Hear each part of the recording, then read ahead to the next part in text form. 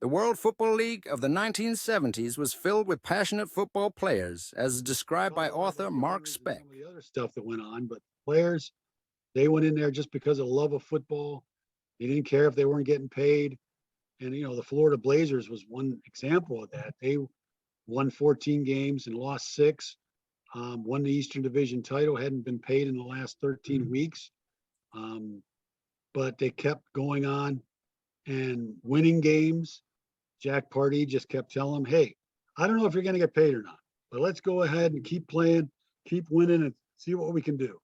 And they followed him. They were loyal. They loved him. Every guy I talked to, they loved the guy. They couldn't say enough good about him, that he was in there. And again, it was like a lot of the psychology, a lot of the idea of, how you could make it look like, well, we're the underdogs and everybody else is above us.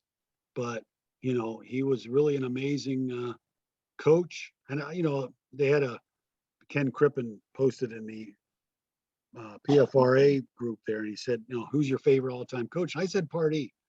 I always rooted for him after that, where he was at Houston, where he's for the Oilers, he was for the Gamblers in the USFL, for the CFL, in college.